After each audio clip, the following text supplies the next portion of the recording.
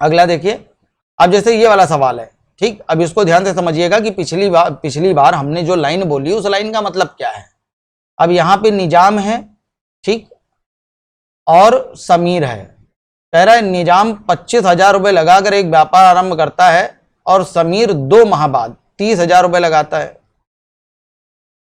समीर 2 महीने बाद 30,000 रुपए लगाता है, लेकिन ये जो 30,000 रुपए लगा रहा है, ये लगा रहा है 2 माह बाद।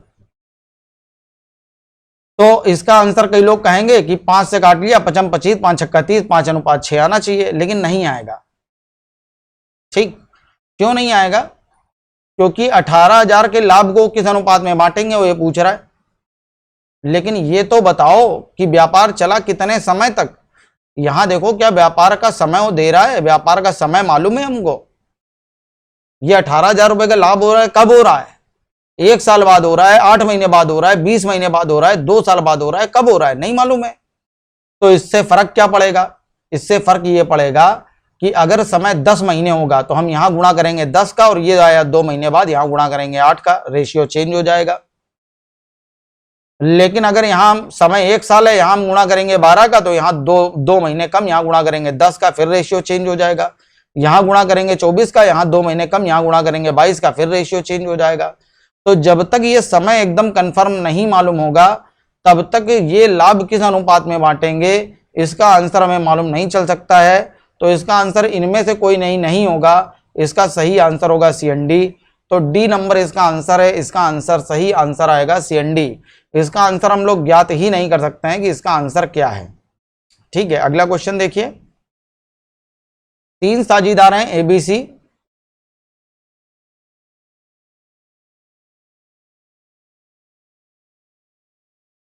अगला है 3 साझीदार ABC मिलकर एक व्यापार में 50,000 रुपए लगाते हैं।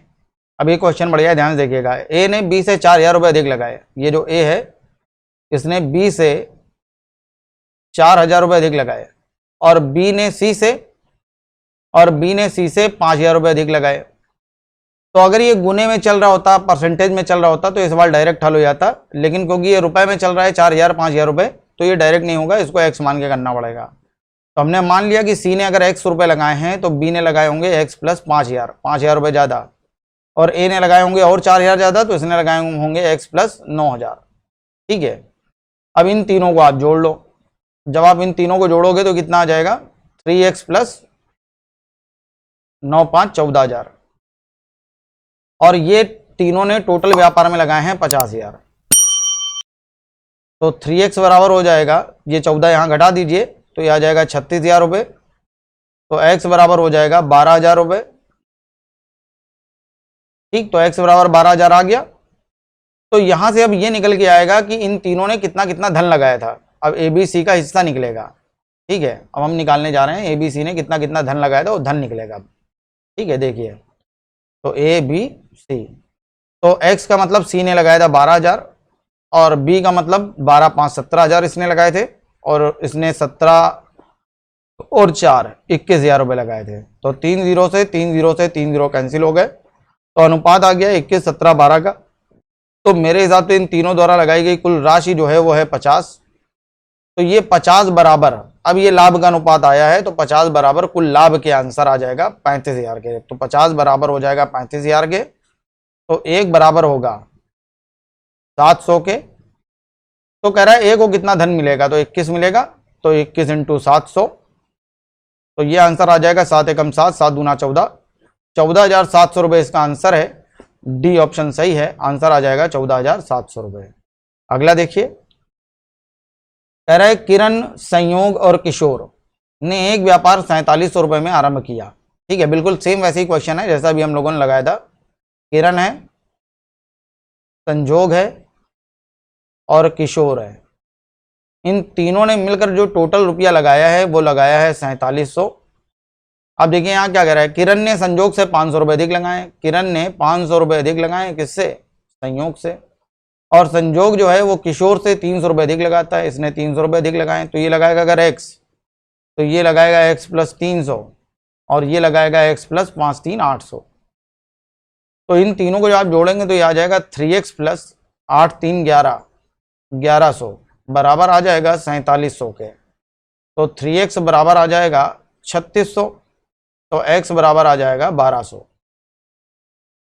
ठीक है, अब यहां से आप क्या करो कि तीनों का हिस्सा निकाल लो कि तीनों ने कितने कितने रुपए लगाए हैं ABC ने।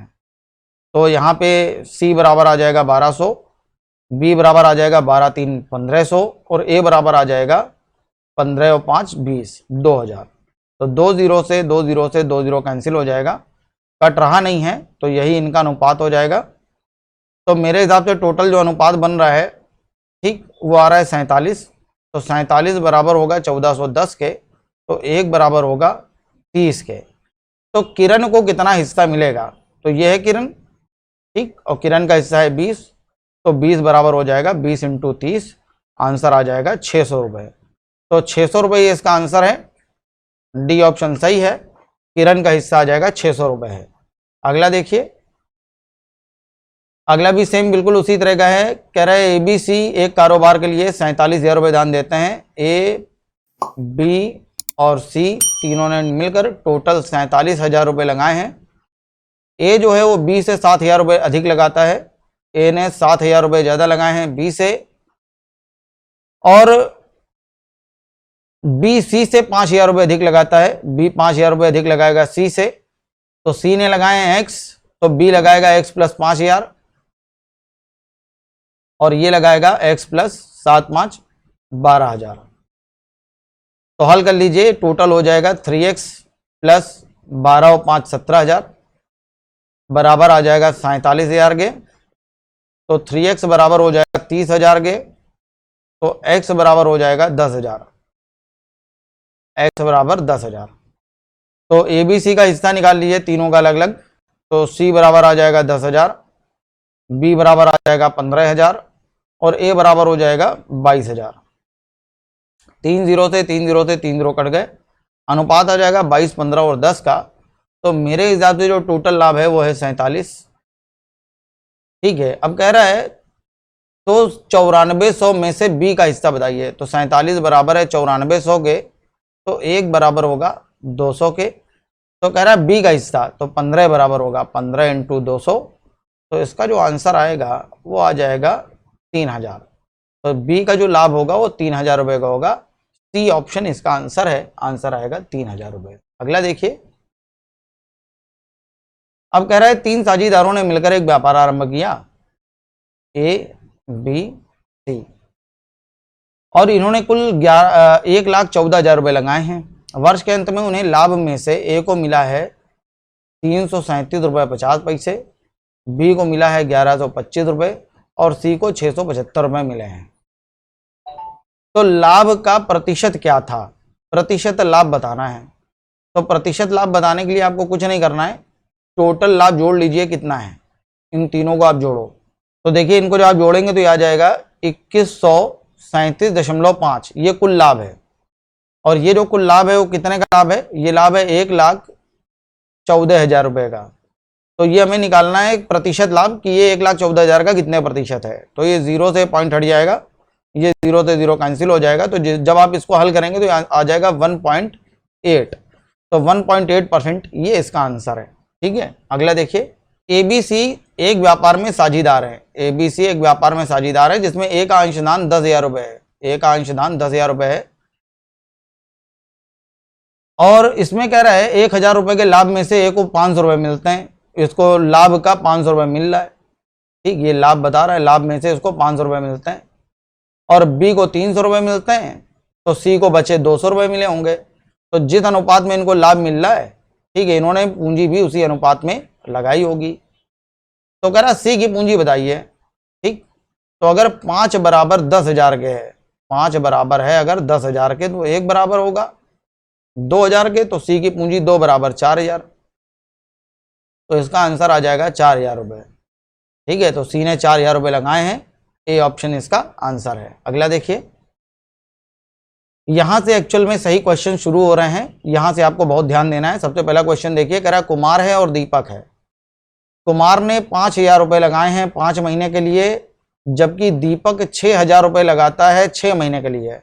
तो जो जितनी पूंजी जितने समय के लिए लगा रहा है वो आपको उसी के नीचे नोट करना है, और जो लाभ होता है वो पूंजी और समय के गुणनफल के अनुपात में होता है। ये बात हमने आपको पहले बता दी। तो अनुपात बनाइए, 3 जीरो से 3 जीरो कट जाएंगे तो ये आ जाएगा 25:36। 25:36 ये आ गया इनके लाभ का अनुपात। तो मेरे हिसाब से इन दोनों को कुल लाभ जो हो रहा है वो हो रहा है 61 और सवाल में हो रहा है 610। तो एक बराबर हो जाएगा 10 के।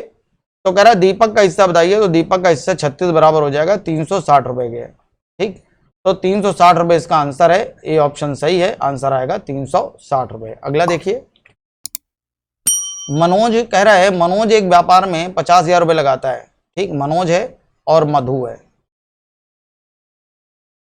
मनोज 50,000 रुपए लगाकर एक व्यापार आरंभ करता है और 6 माह बाद, तो ये ऊपर नोट कर लीजिए। अब यहाँ सवाल अच्छे हो रहे हैं जब लोग बीच बीच में व्यापार में शामिल होने लगे। मधु आ रही है 6 माह बाद, इसको ध्यान से समझिएगा।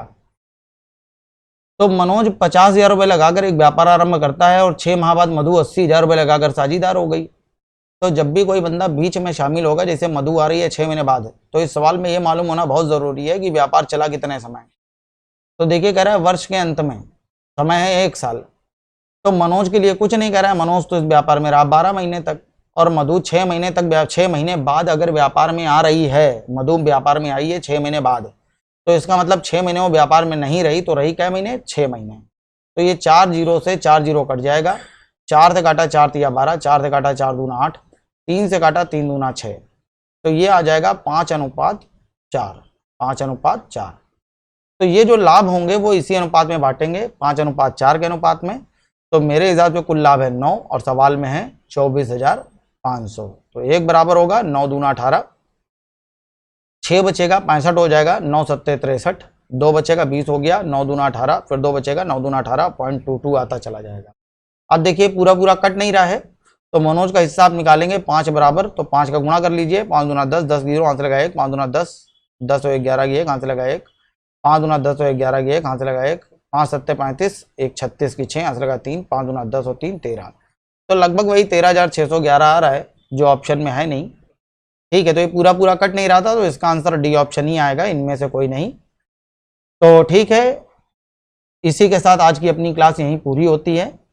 और जैसा कि आपने आखिरी वाले टाइप में देखा, कल इसी तरह के सवाल इसके आगे से शुरू होने हैं कि जब कोई व्यक्ति व्यापार के बीच से शामिल होगा, जैसे यहाँ मधु शामिल हो रही है 6 महीने बाद, तो अभी इसमें सिर्फ 2 ही आदमी हैं, आगे चल के क्वेश्चन में 3-3 लोग होंगे। कहेगा मनोज, सुरेश, राकेश मिलकर एक व्यापार शुरू करते हैं और राकेश आया 6 महीने बाद और सुरेश आया 5 महीने बाद। ठीक है, तो इस तरह के सवाल आएंगे अभी। तो इसी टाइप के जो क्वेश्चन हैं कल शुरू होने वाले हैं और मेन क्वेश्चन यही है, इसी तरह के क्वेश्चन एग्जाम में पूछे जाते हैं। तो कल की क्लास अपनी बहुत अच्छी होने वाली है, जो मेन क्वेश्चन जो एग्जाम में आते हैं कल वही सब चलेंगे। तो ठीक है, इसी के साथ आज की अपनी क्लास समाप्त होती है। मिलते हैं कल नए कॉन्सेप्ट के साथ। जय हिंद, जय भारत, वंदे मातरम।